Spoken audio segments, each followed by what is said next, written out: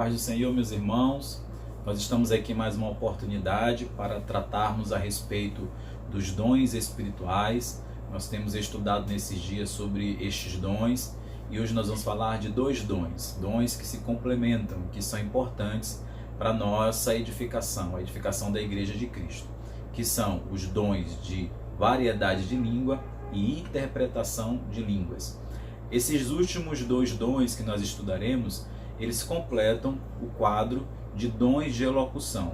Na semana passada, nós falamos sobre o dom de profecia. E hoje nós vamos falar a respeito desses dois dons, baseado no texto de 1 Coríntios, capítulo 14, versículos 27 e 28, que diz assim: Se alguém fala em língua, faça-se isso por dois, ou quando muito três, e cada um por sua vez, e haja um que interprete.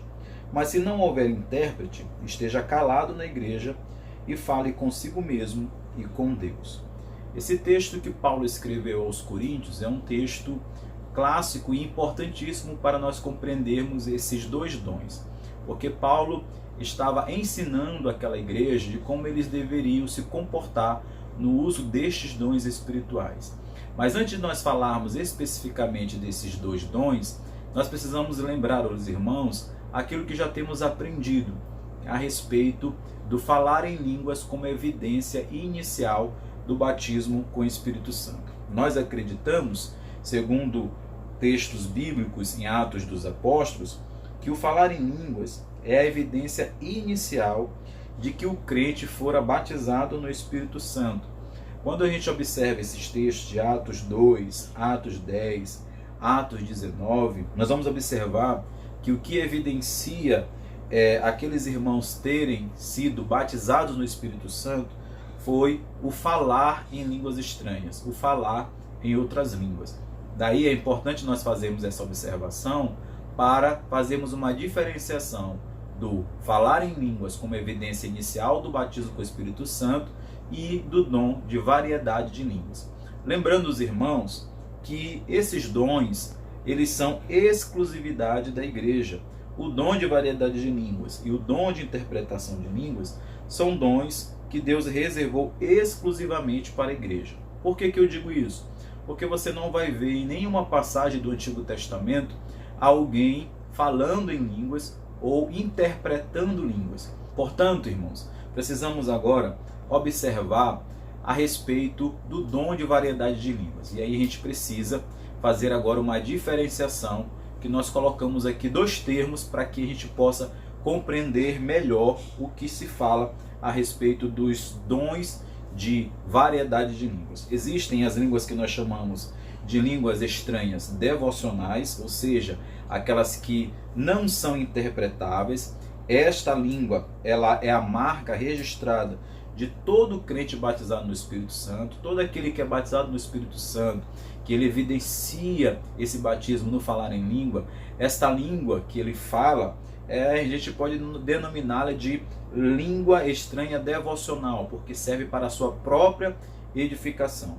Mas existe outro tipo de língua estranha, que nós chamamos de congregacional. É claro que nós estamos falando aqui de termos didáticos para melhor compreensão. A Bíblia não vai fazer referência a esses nomes, devocional ou congregacional. Nós estamos utilizando esses termos para que os irmãos compreendam melhor daquilo que nós estamos querendo dizer. Então, por exemplo, as línguas estranhas congregacionais são aquelas línguas que são interpretáveis, são as línguas que são dadas a alguns crentes batizados no Espírito Santo, com o fim de edificação da igreja. Nós já vimos que os propósitos dos dons espirituais é a edificação da igreja, é para que a igreja cresça, para que a igreja seja edificada, para que a igreja alcance maturidade. Portanto, nós, ao entendermos que o dom de variedade de línguas está no mesmo grupo dos outros dons, nós chegamos à conclusão de que o dom de variedade de línguas é para a edificação do corpo de Cristo. E quais seriam os propósitos dessas línguas? As línguas devocionais, ou as línguas sem interpretação, elas edificam as pessoas que as falam. Portanto, se você é batizado no Espírito Santo e você fala em línguas, fala em outras línguas, você fala em línguas estranhas, Quando você fala, você é edificado, você ora em espírito, você está edificando a sua própria vida. Mas, quando você fala uma língua que nós poderíamos denominar de língua congregacional, ou uma língua que é passível de interpretação, esta língua, ela, quando interpretada, ela vai edificar a igreja, conforme o texto de 1 Coríntios, capítulo 14, a parte B do versículo 5.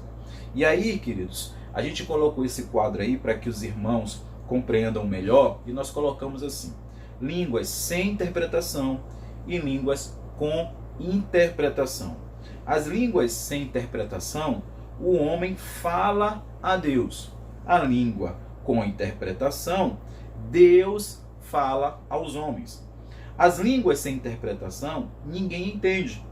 As línguas com interpretação, todos entendem, porque há a interpretação, há o uso da interpretação de línguas.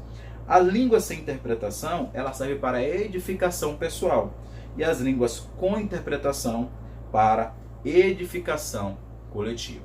Uma coisa que é importante nós falarmos, irmãos, é que ambas fazem parte do culto público. 1 Coríntios, capítulo 14, dos versículos 26 a 28, vão nos dar base para que nós creiamos que ambas as línguas fazem parte do culto público, desde que sejam praticadas para a edificação, ou a daquele que está falando, para uma edificação própria, ou para a edificação da igreja, desde que isso seja feito com decência e com ordem, conforme Paulo escreveu em 1 Coríntios, capítulo 14, versículo 40.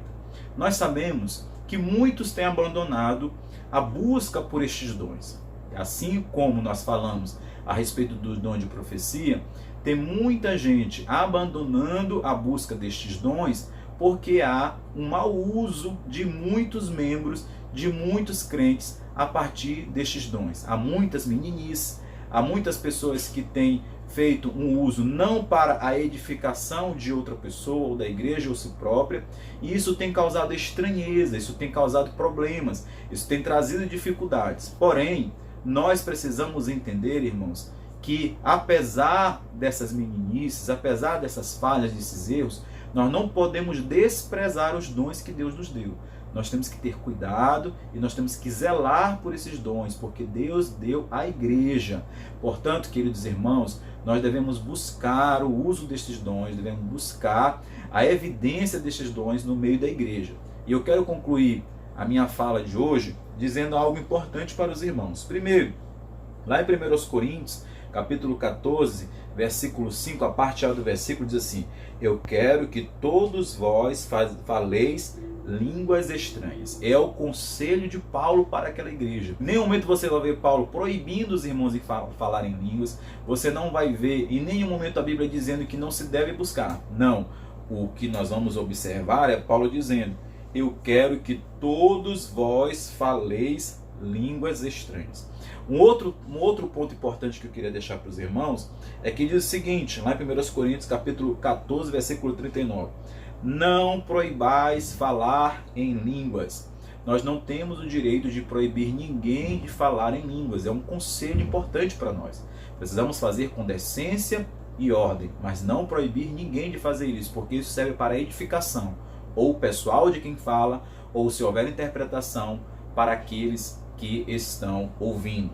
E por último, 1 Coríntios capítulo 14, versículo 13, diz o seguinte: o que fala língua estranha, ore para que a possa interpretar. Se você é um servo de Deus que fala em línguas estranhas, você deve seguir o conselho de Paulo e orar para que possa interpretar estas línguas. Portanto, meus irmãos, nós devemos buscar tanto o dom de variedade de línguas quanto o dom de interpretação de línguas, porque isso será benéfico para a igreja.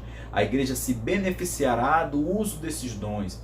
Nós não podemos jamais achar que isso ficou somente para aquela época, porque a Bíblia não diz que esses dons foram limitados para aquela época. A Bíblia fala que o nosso Deus é o mesmo ontem, hoje e para sempre. Se havia necessidade da edificação da igreja naquela época, há necessidade da edificação da igreja para esta época também.